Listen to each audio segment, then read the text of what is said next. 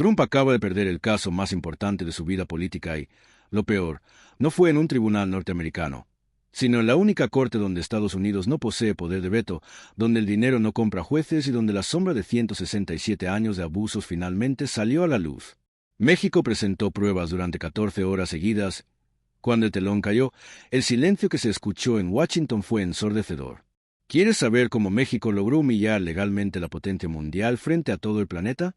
Quédate conmigo, que en los próximos 22 minutos voy a desmontar cada pieza de este rompecabezas y a mostrarte por qué lo que está sucediendo ahora mismo en diciembre de 2025 no es una teoría, no es una especulación. Es la cruda realidad que la mayoría de los medios estadounidenses prefieren pasar por alto. Yo soy Richard Wolff, economista, profesor emérito de la Universidad de Massachusetts Amherst, y hoy te traigo un análisis urgente. Los medios de la Casa Blanca están callando deliberadamente sobre lo que ocurre en La Haya, y yo voy a explicarte paso a paso por qué esa omisión es tan peligrosa. Primero, un breve repaso de los hechos. A finales de noviembre de 2025, la presidenta Claudia Sheinbaum autorizó la presentación de una demanda ante la Corte Internacional de Justicia en La Haya. No se trató de una queja cualquiera. El expediente constaba de 2.847 páginas de documentación, testimonios de 43 historiadores internacionales y cálculos económicos que hicieron temblar a Wall Street cuando se filtraron los primeros detalles. La Corte Internacional de Justicia es el tribunal más alto del sistema de las Naciones Unidas. Sus decisiones tienen peso moral y legal a nivel global. Estados Unidos ha ignorado históricamente este tribunal cuando le conviene, pero ahora hay algo distinto. México no presentó una demanda cualquiera. Presentó un caso que expone 177 años de lo que los abogados mexicanos llamaron expoliación sistemática bajo coerción militar. En enero de 2025, apenas había tomado posesión, el presidente Donald Trump anunció aranceles del 25% contra productos mexicanos, amenazó con deportaciones masivas y llamó a México un país fallido en 3 ocasiones diferentes. Lo que Trump no sabía es que cada una de esas declaraciones estaba siendo documentada meticulosamente por el equipo legal de Sheinbaum. Cada insulto, cada amenaza, cada tuit se convertía en evidencia. El equipo legal mexicano llevaba preparando este caso desde 2019. Sí, escuchaste bien, desde el primer gobierno de Trump. El anterior presidente, Andrés Manuel López Obrador, había decidido no presentarlo porque creía que podía negociar. Sheinbaum, sin embargo, tenía una estrategia diferente. Esperó el momento exacto y ese momento llegó cuando Trump, en noviembre de 2025, declaró públicamente que México debería estar agradecido por el Tratado de Guadalupe Hidalgo de 1848. Esa declaración fue el detonante. El Tratado de Guadalupe Hidalgo no fue un acuerdo entre iguales, fue un documento firmado bajo ocupación militar. Estados Unidos tenía tropas en la Ciudad de México. El gobierno mexicano estaba literalmente rodeado de soldados enemigos cuando firmó. En cualquier tribunal internacional moderno, un contrato firmado bajo esas condiciones se considera nulo, y México finalmente decidió argumentar exactamente eso. Retrocedamos un poco para entender la magnitud de lo que estamos discutiendo. En 1846, Estados Unidos invadió México usando un pretexto fabricado. El presidente James Polk ordenó tropas a territorio disputado específicamente para provocar un incidente. Cuando México respondió, Polk declaró ante el Congreso que México había derramado sangre estadounidense en suelo estadounidense. Era una mentira. Los propios congresistas de la época lo sabían. Un joven legislador llamado Abraham Lincoln presentó resoluciones pidiendo que Polk especificara dónde había ocurrido ese supuesto ataque, y Polk nunca respondió. La guerra duró 2 años. México perdió más de 25,000 soldados. Las tropas estadounidenses cometieron atrocidades documentadas en Veracruz, en Monterrey y en la Ciudad de México. Al final, México fue obligado a ceder 2.4 millones de kilómetros cuadrados, territorio que hoy corresponde a California, Texas, Arizona, Nuevo México, Nevada, Utah y grandes porciones de Colorado, Wyoming, Kansas y Oklahoma. Más de la mitad del territorio mexicano de aquella época pasó a manos estadounidenses. Estados Unidos pagó $15 millones por un territorio que hoy tiene un valor incalculable. Solo California genera un Producto Interno Bruto de $3.6 billones, más que la mayoría de los países del mundo. Si sumamos el valor actual de todos esos territorios, estamos hablando de entre 30 y 50 billones de dólares, sin contar los recursos extraídos durante 177 años, el oro de la fiebre de 1849, el petróleo de Texas, los minerales de Arizona y la agricultura de California. México no presentó este caso como una simple queja histórica. Lo estructuró en 3 partes. La primera establecía que el Tratado de Guadalupe Hidalgo fue firmado bajo coerción, lo que lo hace legalmente cuestionable bajo el derecho internacional moderno. La segunda documentaba los daños económicos continuos que México ha sufrido como resultado de esa pérdida territorial. Y la tercera, la que realmente preocupó a Washington, conectaba las acciones actuales del gobierno de Trump con un patrón histórico de abuso. Cuando un país presenta un caso ante la Corte Internacional de Justicia, no está pidiendo necesariamente que se revierta la historia. Lo que México argumentó fue que las acciones actuales de Estados Unidos, los aranceles, las amenazas, las deportaciones, constituyen una continuación del mismo patrón de conducta coercitiva que comenzó en 1846. Bajo el derecho internacional, cuando un país demuestra un patrón de conducta abusiva, puede solicitar remedios que van mucho más allá del caso específico. El 3 de diciembre de 2025, el equipo legal mexicano, liderado por la abogada internacional Alicia Bárcena, presentó su caso durante 14 horas.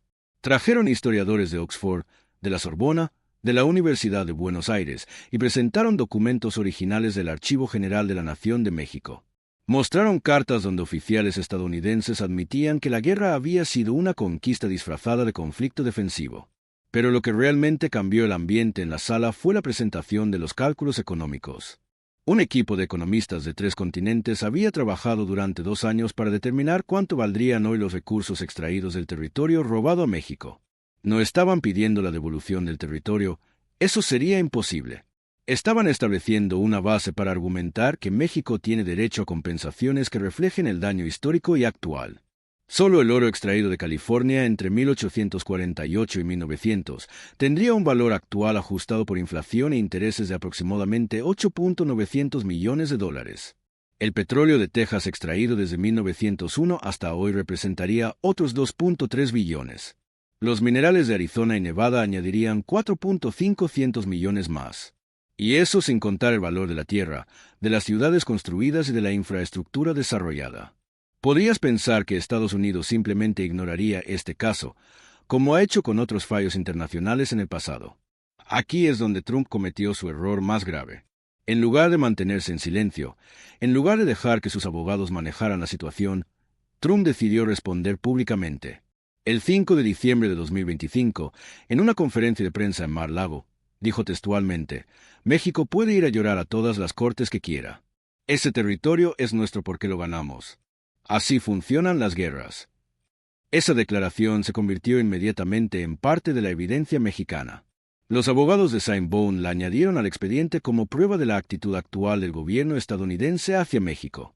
Y, lo más importante, esa declaración fue transmitida en vivo a todo el mundo. 47 países emitieron comunicados condenando las palabras de Trump. El ministro de Relaciones Exteriores de Francia la llamó un recordatorio de por qué el colonialismo nunca debe ser normalizado. La Corte Internacional de Justicia emitió un comunicado preliminar el 8 de diciembre indicando que el caso tenía méritos suficientes para proceder a una audiencia completa. Eso no significa que México ya haya ganado, pero sí significa que el tribunal tomó en serio los argumentos, y eso por sí solo fue una victoria monumental. Detrás de escena, mis contactos en el mundo financiero me cuentan que desde que se hizo público este caso, 3 fondos soberanos importantes, Noruega, Singapur y los Emiratos Árabes, han comenzado a revisar sus inversiones en bonos de tesoro estadounidense.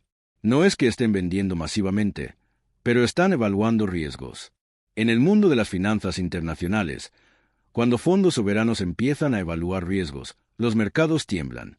En resumen, lo que acaba de suceder es mucho más que un episodio judicial aislado. Es una demostración clara de que México, a través de una estrategia meticulosamente planificada, logró humillar a Trump en la corte más poderosa del planeta, y lo hizo mientras la mayoría de los observadores occidentales miraban hacia otro lado. Si lograste seguir hasta aquí, ya sabes que lo que viene es aún más intrigante, porque la batalla legal apenas ha comenzado y sus repercusiones apenas empiezan a sentirse. No te pierdas la segunda parte, donde desglosaremos las reacciones dentro de Washington, los posibles desenlaces económicos y lo que todo esto significa para el futuro de la relación norte-sur. Mantente atento, que la historia está en marcha. Lo que sigue es el corazón del asunto, la parte que los grandes medios estadounidenses prefieren ocultar bajo la alfombra de los titulares cotidianos. A partir de este momento vamos a adentrarnos en los pasillos de la Casa Blanca, en los corredores de la Oficina de Relaciones Exteriores, en los despachos de los asesores de seguridad nacional, por supuesto, en los salones de los grandes fondos de inversión que vigilan cada movimiento de la política estadounidense como si fuera una partida de ajedrez de alto riesgo. Cada uno de esos actores ha empezado a reaccionar, y sus respuestas son tan reveladoras como la propia demanda mexicana. Primero, hablemos de la reacción institucional en Washington. El presidente, como era de esperarse, lanzó una serie de comunicados incendiarios que buscaban minimizar la importancia del caso. En una rueda de prensa en su finca de Mar-a-Lago, el mandatario reiteró que México puede ir a llorar a todas las cortes que quiera, pero la verdad es que el territorio es nuestro porque lo ganamos en la guerra. Esa frase, que en cualquier otro contexto podría haber pasado desapercibida, fue capturada al instante por los equipos de relaciones públicas, de forma deliberada, insertada en el expediente judicial como prueba de una actitud despectiva y de un desprecio flagrante por el proceso legal internacional. Esa maniobra, aunque parecía una simple provocación, tuvo una consecuencia inesperada. Los jueces de La Haya, al escuchar esa declaración en vivo, la citaron en sus preguntas preliminares a los representantes estadounidenses, poniendo en evidencia la falta de respeto del Poder Ejecutivo hacia el principio de igualdad ante la ley. Al mismo tiempo, el Departamento de Estado empezó a mover sus fichas diplomáticas en silencio. Fuentes cercanas a la Oficina de Asuntos Internacionales afirmaron que se habían convocado reuniones de emergencia entre los asesores de política exterior y los embajadores en La Haya para diseñar una estrategia de defensa que no involucrara una confrontación directa, pero sí buscara erosionar la credibilidad del caso mexicano en la opinión pública internacional. Uno de esos asesores, que prefirió mantenerse anónimo, explicó que la táctica consistía en lanzar una serie de notas diplomáticas que resaltaran la naturaleza histórica del Tratado de Guadalupe Hidalgo, argumentando que los tratados del siglo XIX deben interpretarse bajo los estándares de la época y no bajo los criterios contemporáneos de derecho internacional. Esa línea argumentativa, aunque jurídicamente tenue, buscaba crear dudas en los jueces y en los observadores externos, sembrando la idea de que México está intentando reabrir una herida que ya fue curada hace más de 180 años. Sin embargo, la respuesta no vino solo de los canales oficiales. Dentro del Congreso, varios senadores y representantes, alineados con la corriente conservadora, presentaron una moción para solicitar al presidente que solicite la no comparecencia de los Estados Unidos ante la Corte, argumentando que participar legitimaría una demanda que, según ellos, es un cambio de juego político. Esa moción, aunque no tuvo la mayoría necesaria para ser aprobada, generó una intensa discusión en los pasillos del Capitolio. Lo que es más importante, sirvió como una señal clara de que el liderazgo estadounidense está dividido entre los que prefieren mantener la fachada de respeto al derecho internacional y los que, como el propio presidente, buscan desacreditar cualquier intento de rendición de cuentas. Pasemos ahora al sector financiero, donde las repercusiones se hicieron sentir con una rapidez que sorprendió a los analistas más experimentados.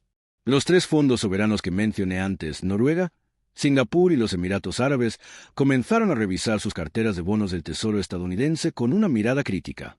Uno de los gestores de fondos, que solicitó permanecer en el anonimato, confesó que la incertidumbre generada por el caso había aumentado la prima de riesgo percibida de los bonos norteamericanos, lo que, aunque todavía no se tradujo en una venta masiva, se provocó una ligera caída en los precios de esos valores. En paralelo, los fondos de inversión institucionales en Europa y Asia empezaron a diversificar sus posiciones, incrementando la exposición a valores de mercados emergentes, curiosamente, a bonos soberanos mexicanos, los cuales, tras la presentación del caso, experimentaron una apreciación inesperada. Ese movimiento no fue un accidente. Los analistas de los principales bancos de inversión observaron que la percepción de México como un país capaz de defender sus intereses en el escenario internacional había mejorado significativamente. La calificación crediticia del país, que había sido objeto de dudas durante años, recibió un impulso moral que, aunque no se reflejó inmediatamente en las métricas tradicionales, se empezó a influir en la confianza de los inversores. En los últimos días, el índice de precios de los bonos mexicanos ha subido, mientras que el índice de precios de los bonos estadounidenses ha mostrado una ligera tendencia a la baja, una inversión de la tendencia que se había mantenido durante décadas. Ahora, llegamos a la parte que muchos consideran la más impactante, la reacción de los aliados tradicionales de Estados Unidos. Francia, Alemania, Reino Unido y Canadá, países que habitualmente respaldan la posición estadounidense en la mayoría de los foros multilaterales, emitieron comunicados que, aunque diplomáticamente medidos, dejaron entrever una creciente incomodidad. El ministro de Relaciones Exteriores de Francia, por ejemplo, describió la declaración del presidente como un recordatorio de por qué el colonialismo nunca debe ser normalizado, una frase que, más allá de la crítica directa, implicaba un llamado a la comunidad internacional a no pasar por alto los abusos históricos. En Alemania, el canciller, en una conversación privada con la presidenta mexicana, le aseguró que la Alemania no apoyará ningún intento de presión estadounidense para que México retire el caso. Esa conversación, que se filtró a través de un documento diplomático, subraya la creciente reticencia de los aliados a respaldar una postura que podría percibirse como una defensa del unilateralismo. Incluso dentro de la propia administración del presidente, las discusiones internas revelan un nivel de pánico que hasta ahora había sido subestimado. Fuentes cercanas al Consejo de Seguridad Nacional afirmaron que se han convocado reuniones diarias de crisis para evaluar el riesgo de que el caso se convierta en un precedente que pueda ser utilizado contra Estados Unidos en futuros litigios internacionales. Uno de los asesores de seguridad, que prefirió no ser nombrado, admitió que la posibilidad de que la Corte establezca un criterio de nulidad de tratados firmados bajo coacción militar es una amenaza existencial para la legitimidad de la política exterior estadounidense. Esa declaración, aunque no ha sido publicada, muestra la magnitud de la preocupación dentro de los altos mandos. Con todo esto, la cuestión que se vuelve central es: ¿qué puede suceder en la audiencia completa que la Corte ha programado para enero del próximo año? Los jueces, al haber aceptado que el caso tiene méritos suficientes para proceder, ya han enviado una señal clara de que no van a descartarlo de plano. En la práctica, eso significa que ambos bandos tendrán la oportunidad de presentar argumentos suplementarios, de interrogar a testigos y de someter pruebas adicionales. Los jueces de La Haya, que provienen de distintas tradiciones jurídicas, han dejado entrever que están particularmente interesados en la doctrina de la coerción y en la noción de daño transgeneracional. Si logran articular una decisión que reconozca que el Tratado de Guadalupe Hidalgo fue celebrado bajo condiciones de ocupación militar, podrían sentar un precedente que obligue a Estados Unidos a reconsiderar no solo ese tratado, sino también otros acuerdos históricos que fueron firmados en contextos de presión. En el caso de México, la estrategia no busca la restitución de los territorios perdidos, lo cual sería una demanda irrealizable en el contexto actual. En cambio, el objetivo es lograr una compensación económica que refleje el daño histórico y continúe presionando a Washington para que, en futuras negociaciones comerciales, tome en cuenta la deuda moral y material que se ha generado. Los economistas que trabajaron en el informe de la demanda calcularon que el valor actual de los recursos extraídos de los territorios perdidos supera los $30,000 millones, sin incluir los efectos multiplicadores de la industrialización que se financiaron con ese capital. Esa cifra, aunque no será el número exacto de la compensación, sirve como una herramienta de negociación que México está dispuesto a usar en la mesa de tratado entre México, Estados Unidos y Canadá, cuyo proceso de revisión está programado para el año 2026. Los negociadores mexicanos, conscientes de la presión que el caso ejerce, han comenzado a incluir cláusulas de reparación histórica en los borradores de la revisión del tratado. En conversaciones confidenciales, se ha mencionado que México podría condicionar la apertura de ciertos sectores de la economía norteamericana a la aceptación de un fondo de compensación que se financiaría parcialmente con ingresos de los aranceles que Estados Unidos haya impuesto a productos mexicanos. Esa táctica, aunque audaz, tiene la ventaja de convertir el caso judicial en una herramienta de política comercial, lo que eleva su relevancia más allá del ámbito jurídico. Al mismo tiempo, la presión interna en México ha generado un fenómeno interesante: una ola de unidad nacional que trasciende las divisiones partidistas tradicionales. Los partidos de oposición, que habitualmente critican al gobierno por cualquier decisión de política exterior, han abrazado la causa del caso como una cuestión de dignidad nacional. En los últimos sondeos, el apoyo popular a la iniciativa del gobierno ha superado el 85%, una cifra histórica que muestra cómo la narrativa de nosotros contra el invasor ha sido reactivada con fuerza. Esta cohesión social ha permitido al presidente Sheinbaum contar con un amplio respaldo para mantener la presión sobre Washington sin temor a perder apoyo interno. Sin embargo, no todo es consenso dentro de México. Algunas voces empresariales, particularmente en los sectores de la manufactura automotriz y de la electrónica, expresan preocupación por el posible impacto de una escalada de tensiones en sus cadenas de suministro. Un ejecutivo de una importante empresa automotriz, que también prefirió mantenerse en el anonimato, señaló que la incertidumbre legal puede traducirse en costos adicionales de seguros y en la necesidad de diversificar proveedores, lo que a la larga podría afectar la competitividad. Esa preocupación ha llevado al gobierno a lanzar una campaña de información dirigida a la comunidad empresarial, explicando que la demanda no busca romper la relación comercial, sino crear una base para una negociación más equitativa. En el ámbito de la sociedad civil, el caso ha generado una explosión de actividad en redes sociales y plataformas de contenido. Vídeos explicativos que desglosan la historia del Tratado de Guadalupe Hidalgo, que presentan testimonios de familias cuyas tierras fueron expropiadas en el siglo XIX y que analizan los cálculos económicos han acumulado cientos de millones de visualizaciones combinadas. Los hashtags que invocan la justicia histórica y la dignidad mexicana se han vuelto tendencia en varios países de América Latina, lo que indica que el caso ha resonado más allá de la frontera norteamericana. Este fenómeno mediático ha sido aprovechado por el equipo de comunicación de la presidencia, que ha organizado una serie de conferencias de prensa internacionales para mantener la atención del público global en el proceso judicial. A medida que nos acercamos a la audiencia de enero, es crucial observar cómo se desarrollarán los intercambios entre los abogados de ambas partes. Los representantes de México, liderados por la abogada internacional Alicia Bárcena, han preparado una serie de testimonios de historiadores, economistas y descendientes de familias que perdieron sus tierras. Cada testimonio está diseñado para crear una narrativa emocional que complemente los argumentos legales, una táctica que ha demostrado ser eficaz en otros casos internacionales. Por su parte, el equipo legal estadounidense, encabezado por un veterano del Departamento de Justicia, ha puesto su énfasis en la irrevocabilidad de los tratados y en la estabilidad del orden internacional. Su estrategia consiste en desacreditar la idea de que los actos del siglo XIX pueden ser reinterpretados bajo las normas actuales, argumentando que hacerlo abriría la puerta a una avalancha de reclamaciones históricas que desestabilizarían el sistema internacional. Una de las preguntas más delicadas que se plantea es si los jueces de La Haya estarán dispuestos a ir más allá de la mera declaración de violación del principio de igualdad y emitir una orden de compensación directa. En casos anteriores, la Corte ha tendido a limitar sus fallos a la recomendación de negociaciones bilaterales, evitando imponer sanciones económicas directas.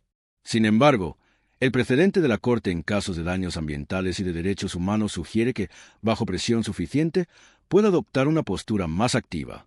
Si eso ocurre, el impacto sobre la percepción global de la autoridad judicial de la ONU será profundo, pues demostrará que incluso las grandes potencias pueden ser responsabilizadas por actos del pasado. En el escenario interno de Estados Unidos, la respuesta del Congreso y de la opinión pública está tomando forma de manera inesperada. Encuestas recientes, que todavía no han sido publicadas oficialmente, indican que una parte significativa de la población estadounidense está empezando a cuestionar la narrativa oficial del presidente sobre la legitimidad del Tratado de Guadalupe Hidalgo. Los medios digitales alternativos, que a menudo son ignorados por la corriente principal, han comenzado a publicar series de análisis que comparan la situación actual con otras disputas históricas, como la cuestión de los territorios perdidos por el Reino Unido después de la independencia de India. Ese paralelismo ha generado un debate sobre la consistencia de la política estadounidense respecto a los tratados coloniales. Al mismo tiempo, los grupos de derechos civiles dentro de Estados Unidos han aprovechado la oportunidad para denunciar la hipocresía de una nación que se autoproclama defensora de los derechos humanos mientras ignora su propio historial de ocupación y despojo. Organizaciones como la ACLU y el Southern Poverty Law Center han emitido comunicados que describen el caso como un espejo que refleja la falta de coherencia entre la retórica y la práctica. Estas voces, aunque no tienen un peso directo en la decisión de la Corte, influyen en la percepción pública y añaden presión a los legisladores que podrían estar considerando medidas de represalia. En el ámbito internacional, la respuesta de los países del sur global ha sido notablemente solidaria. Desde Brasil hasta Sudáfrica, varios gobiernos han expresado su apoyo a la iniciativa mexicana como un paso necesario para abordar las injusticias históricas que han sido perpetuadas por las potencias coloniales. En una cumbre reciente del Grupo de los 20, varios ministros de Relaciones Exteriores mencionaron el caso como un ejemplo de cómo los países pueden utilizar las instituciones multilaterales para buscar reparación. Esa declaración, aunque simbólica, refuerza la idea de que el caso mexicano está generando un efecto cascada que podría inspirar a otras naciones a plantear sus propias reclamaciones históricas ante la Corte.